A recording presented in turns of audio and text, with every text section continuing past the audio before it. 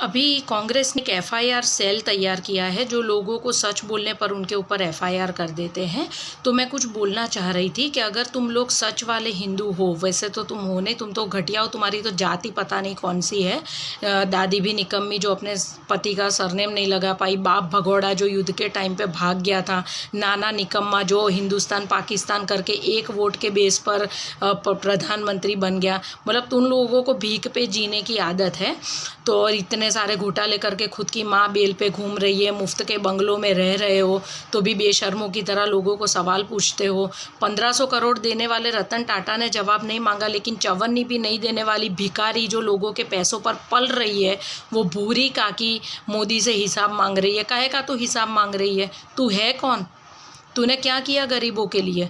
आज जब 1947 में इंडिया आज़ाद हुआ था और 1948 में चीन आज़ाद हुआ था, तो आज चीन वर्ल्ड में सेकंड नंबर पर है और इंडिया 138 नंबर पर है। 70 सालों में तुम लोगों ने देश को आगे लाने के लिए कुछ किया नहीं है। किस चीज़ का तो हिसाब मांग रही है?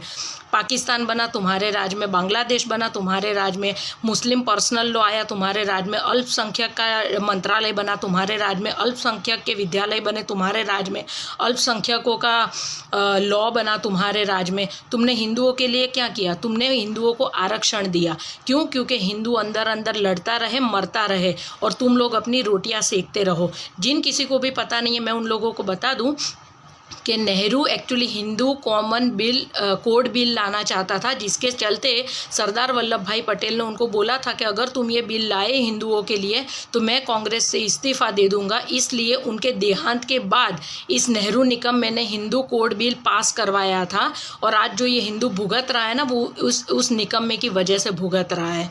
ठीक है। और दूसरा कि मोरारजी देसाई ने अपने एक उनका जो बुक है मेरा जीवन वृत्तांत, उसके 4, 5, 6 नंबर के पेज पर लिखा है कि पता नहीं क्यों मुझे ऐसा लगता है कि नेहरू को पहले से ही हिंदुओं के साथ अलग ही पूर्वाग्रह है और जो हिंदुओं से नफरत करते हैं।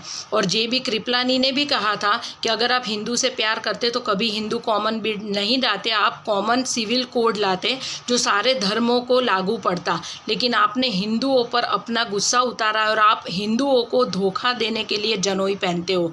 ये जेबी कृपलानी के शब्द है। तो मतलब ये परिवार पूरा नीच परिवार है जिन्होंने सिर्फ देश को लूटने का काम किया है और देश की बर्बादी में पूरा योगदान है। अभी भी समझ जाओ, हिंदू एक हो जाओ और इन लोगों की बैंड बजा दो। कांग्रेस मुक्त भारत करोगे तभी जाकर तुम्हारी ज़िंदगी सुधरेगी, वरना तुम्हारी ज़िंदगी ये लोग नर्क बना देंगे। इससे अच्छा तुमको नहीं समझा सकते हैं अब। वंदे मातरम।